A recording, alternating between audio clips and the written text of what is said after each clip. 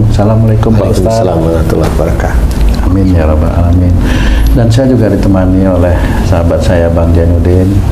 Bang Jai sehat? Alhamdulillah. Alhamdulillah. Di rumah sehat juga ya? Semuanya alhamdulillah sehat. Ya rabbil alamin. Sahabat beriman dimanapun berada, sebagai seorang Islam, sebagai seorang Muslim, tentu kita nanti menginginkan kehidupan akhirat itu masuk surga, seperti itu ya. Tapi di dalam Quran bukan hanya surga aja yang diceritakan. Di akhirat itu ada juga neraka.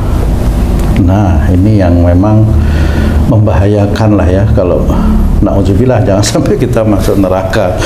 Pak Ustadz itu bagaimana ya supaya tidak terjerumus dalam neraka nanti di akhirat yang disebutkan apalagi kekal. Nah, itu kan disebutkan orang-orang yang syirik ya. Dan orang-orang syirik musyrik itu juga ada pada orang-orang muslim gitu ya. Iya. Oh, udah jelas orang muslim, karena kalau orang kafir udah jelas tuh nggak ada sebutan itu. Dia langsung ya, dan dia kekal. Mohon penjelasan Pak Ustadz bagaimana ini supaya tidak terjerumus ke dalam neraka malah itu Pak Ustadz. Ya. Bismillahirrahmanirrahim. Assalamualaikum warahmatullahi wabarakatuh. Waalaikumsalam warahmatullahi wabarakatuh. Amin ya rabbal alamin. Ya, memang semua orang Islam itu menginginkan dirinya itu masuk surga. Semuanya ya. Anak kecil itu tanyain jawabannya 100, kalau tanya mau ingin masuk surga neraka, surga. Termasuk orang yang hobinya berzina, tanyain mau masuk neraka apa surga, surga. Padahal habis dia berzina umpamanya. Orang yang mencuri mau masuk surga apa neraka, dia tetap bisa aja masuk surga. Orang-orang kafir pun dia ditanya pengen masuk neraka apa surga. Koruptor itu udah numpuk uang banyak, itu juga ditanyain mau pengen masuk mana Pak, neraka apa surga, surga dia. Padahal itu tiap tahun dia numpuk uang, ngorupsi uang dari efisiensi menurut dia. Nah, dia tetap jawabannya surga.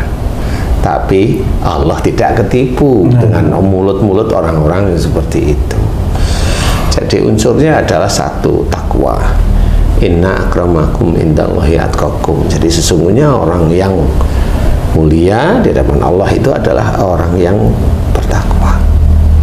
Nah, orang bertakwa inilah yang nanti Allah akan memberikan bonus, yaitu rahmat, sehingga orang tersebut, orang yang bertakwa tersebut akan masuk surga. Jadi semua orang pasti ke situ. Cuma takwa inilah yang akhirnya menjadikan seorang Islam itu morat-marit. Dia mengaku bertakwa, dia mengaku pengen surga, tetapi bagaimana jalan menuju surga? Morat-marit. Ciri-ciri bertakwa itu seperti apa, Ustaz? Ciri-ciri bertakwa itu, di mata manusia kelihatannya ya kayak sholat, itu ya di mata manusia ya. Karena seorang bersolat itu kan dia tergantung niatnya. Amal itu tergantung niatnya, Kalau dia amalnya dia lakukan adalah sholat, tapi niatnya apa? Untuk dunia, dia nggak akan dapat pahala, nggak akan dapat amal soleh di titik dia kerjakan tersebut. Dia sedekah, niatnya untuk apa? Untuk kaya, dia nggak akan dapat dia pahala di akhirat nantinya. Padahal di mata manusia itu mereka berbuat sesuatu kebaikan ya? Ya, di mata manusia, karena mata manusia itu fana, jadi memang mata bisa menipu siapapun. Tapi namanya malaikat raqib atid itu dia hanya patuh kepada Allah, jadi tidak patuh kepada manusia, dan itu harus dimengerti. Nah, seseorang yang mau masuk surga ini butuh screening yang ketat, yaitu ketakwaan.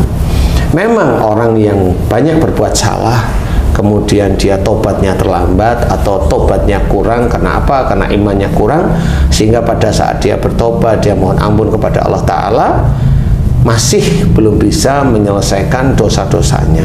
Nah, bagi orang-orang yang bagaimana orang itu bisa masuk neraka, yaitu sudah dijelaskan dalam Quran. Apa nih? Saya salah satu contoh dalam Quran ceritakan wala nutikanahu minal adabil adna dunal adabil akbari la'allahum yarji'un. Nah, ayat ini menceritakan seseorang di dunia dan seseorang di akhirat dan bagaimana nanti dia kembali agar mereka kembali. Nah, seseorang di dunia diceritakan, sungguh aku timpakan kepada mereka siksa kecil di dunia. Siksa kecil di dunia apa? Sebelum siksa besar di akhirat. Siksa besar di akhirat apa? Ini satu ayat ini tidak terputus, masih satu ayat. Kalau siksa besar di akhirat berarti ini dia seorang ini masuk neraka. Nah, kalau siksa kecil di dunia ini apa? Siksa kecil di dunia, kalau kamu tersiksa di dunia itu apa? Rumahmu, mobilmu, atau tubuhmu? Tubuh. Padahal tubuh itu identik dengan sakit atau musibah yang menimpa kamu. Sakit atau patah kaki atau patah tangan dan sebagainya, itu musibah-musibah. Nah, sebenarnya siksa kecil di dunia ini termasuk orang sakit. Orang sakit ini dia sebenarnya diceritakan oleh Allah Ta'ala bahwa wa ma asabakum min musibatin fa bima kasabat saydikum. Apa saja musibah yang kau terima itu disebabkan dari buah tanganmu sendiri. Jadi seorang Islam itu harus memahami bahwa ada dosa yang selalu dia lakukan terus-menerus, sehingga Allah mengingatkan dengan sakit tersebut agar orang Islam tersebut itu kembali ke jalan Allah. Sebenarnya sakit itu ada rasa sayang Allah agar orang Islam tersebut atau siapapun orang itu kembali ke jalan Allah. Jangan lakukan hal tersebut. Saya kasih contoh, orang sariawan berarti masalahnya dengan mulutnya. Kalau mulutnya sobek berarti mulutnya ini pedas. Kalau ngomong pedas. Nah, di titik itu dia akan sariawan. Tapi kalau seorang yang omongannya pedas tetapi belum sakit sariawan, ringan, saya menerjemahkan apa? Orang itu imannya nggak kuat. Udah itu aja. Kalau imannya lumayan kuat, dia akan pecah sendiri mulutnya. Muncul sariawan itu bisa banyak, bisa puluhan di mulutnya pada saat dia taubatan nasuha tentang kalimat dari mulutnya. Itu kalau sariawan. Kalau mamanya kepalanya sering pusing, cekut-cekut dan sebagainya, ini urusannya dengan pikiran dia sendiri. Jadi dia berpikir ini pasti menyalahi aturan atau syariat Islam. Melamun yang berlebihan, emosi dalam berpikir, suuzon dalam berpikir, kan seperti itu. Sama, itu juga dilarang oleh Allah Ta'ala. Orang yang sakit jantung itu berhubungan dengan sesuatu darah yang dikeluarkan ke seluruh tubuh.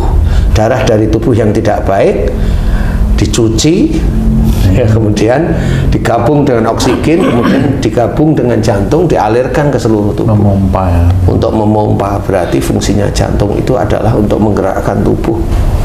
Jadi kalau jantungnya bermasalah berarti dia dalam menggerakkan tubuhnya setiap hari ada masalah. Yaitu biasanya kalau hubungan dengan jantung itu dengan emosi atau amarah. Kalau seorang itu jantungnya bermasalah, insya Allah amarahnya cukup tinggi, termasuk orangnya ya kaku dengan emosi. Nah, itu hubungannya dengan jantung. Nah, disinilah sebenarnya orang harus paham. Kalau dia didiagnosa oleh dokter sakit jantung, insya Allah berarti dia ada dosa di hadapan Allah Ta'ala. Siapapun orangnya, entah itu orang biasa, orang punya ilmu, orang ilmu apalah, orang ilmu ini, atau pengajar, ataupun ilmunya ilmu agama, sama Allah tidak melihat. Kalau orang yang punya ilmu agama terus nggak sakit, nggak ada. Al-Quran itu untuk semua manusia. Semua manusia. Manusia yang non muslim ya boleh silakan baca Quran. Manusia Islam ya apalagi Quran itu adalah pegangan hidupnya. Jadi harus difahami. Jadi kalau ada orang tetap dia itu sakit, berarti dia menyalahi ayat tadi bahwa apa saja musibah yang kau terima disebabkan dari buah tanganmu, berarti dia ada dosa. Apapun, siapapun, jabatan apapun yang dia miliki di hadapan orang atau manusia, tidak peduli Allah. Karena nanti di akhirat Allah tidak peduli bahwa oh dia seorang petani, oh dia seorang dosen, oh dia seorang politikus, enggak, dia seorang pendakwah, enggak peduli Allah itu. Yang Allah pedulikan itu hanya ketakwaannya kepada Allah, hanya itu. Nah, kalau orang seperti itu sudah jelas, dia akan jelas masuk neraka. Jelas kok itu.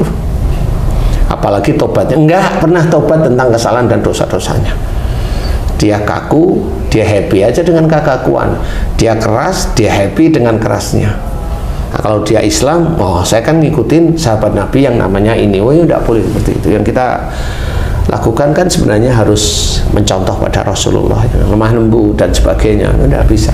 Nah, orang seperti itu ya selesai. Karena Allah menyuruh tetap kita itu belajarnya pada Rasulullah. Rasulullah itu contoh yang baik, iya. Contoh yang baik, uswatun hasanah. Jadi kita harus mencontoh. Orang Islam mana yang dia langsung masuk neraka kekal? Orang yang syirik, yang melakukan perbuatan-perbuatan syirik, menduakan Allah seperti itu. Menduakan Allah itu banyak sekali. Menyembah patung itu menduakan Allah. Yang udah jelas ya. Lebih jelas, itu jelas banget. Kemudian apa? Minta pada orang pintar sehingga umpamanya warungnya biar laris, tokonya biar laris. Nah, ini tetap menduakan Allah. Karena dia yakini bahwa warungnya laris, kemudian dia selalu laris dan laris. Kalau dia tidak ke warung itu, dia nggak laris, kemudian minta pada orang pintar itu, kemudian dia laris. Nah, akhirnya dia menduakanlah Allah yang dia sembah dengan para jin dan para orang pintar tersebut. Siapapun orang pintar, mau dia itu dalam bentuk kiai, ya tidak boleh. Tidak boleh seperti itu. Jadi tidak ada yang bisa memberikan rezeki kecuali Allah Ta'ala. Nah, kalau itu, nah itulah jalan-jalan setan. Nah, orang yang seperti itu, dia tobat. Bagaimana dia tobat? Wong baru orang Islam aja, baru dia mendatangi orang peramal, dia ibadahnya 40 hari tidak diterima oleh Allah Ta'ala. Apalagi dia mengerjakan sesuatu yang berhubungan dengan syirik.